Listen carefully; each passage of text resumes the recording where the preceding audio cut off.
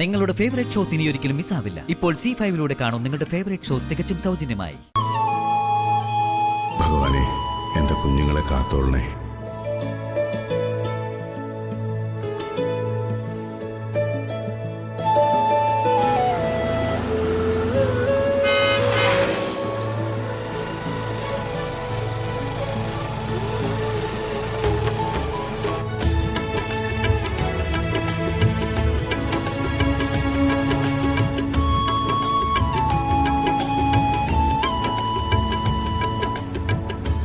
നന്ദേട്ടനും കൂടി വരായിരുന്നു. പിന്നെ പൂജയ്ക്ക് മര്യാദയ്ക്കിരിക്കാൻ മനസ്സ് കാണിക്കാത്ത മനുഷ്യനാ മല കയറാൻ പോകുന്നത്. എന്നെ കൊണ്ട് പറയാൻ പറ്റുന്ന പോലൊക്കെ ഞാൻ പറഞ്ഞു നോക്കി സച്ചി. കേക്കണ്ടേ?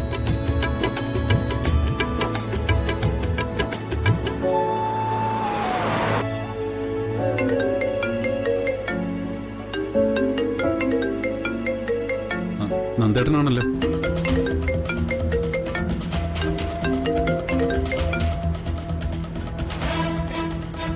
ഹലോ നന്ദേട്ടാ,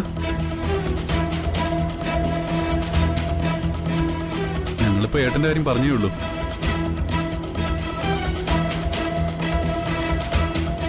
ഇല്ല, ഞങ്ങൾ പൊയ്ക്കൊണ്ടിരിക്കുക.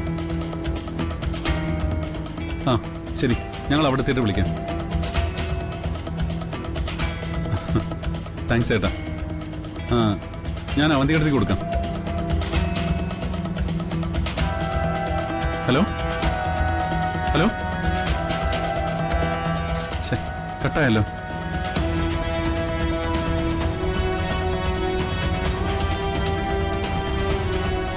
നന്ദേട്ടൻ നമ്മളെ വിഷയം വേണ്ടി വിളിച്ചതാ.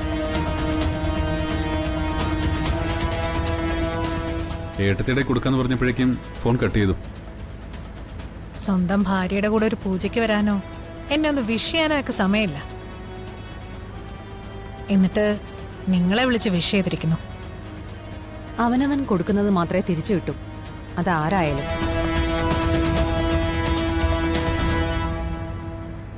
നന്ദേട്ടനെ മാത്രം കുറ്റം പറഞ്ഞിട്ട് എന്താ കാര്യം?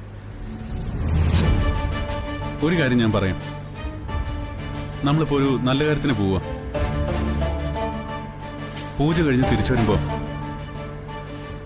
നിങ്ങൾ തമ്മിലുള്ള എല്ലാ പ്രശ്നവും തീർക്കാൻ ഏട്ടത്തെ എന്നെ മുൻകൈ എടുക്കണം. സച്ചി എന്തിനെങ്ങനെ നന്ദേട്ടനെ ന്യായീകരിക്കുന്നേ?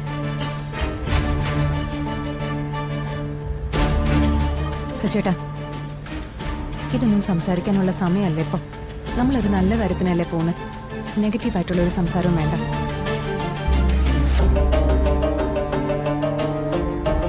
എടുത്തി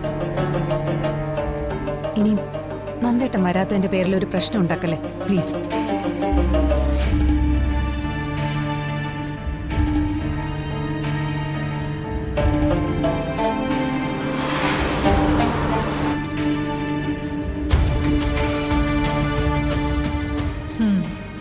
ഒരു കണക്കിന് അയാൾ കൂടെ വരാതിരുന്നത് നന്നായി.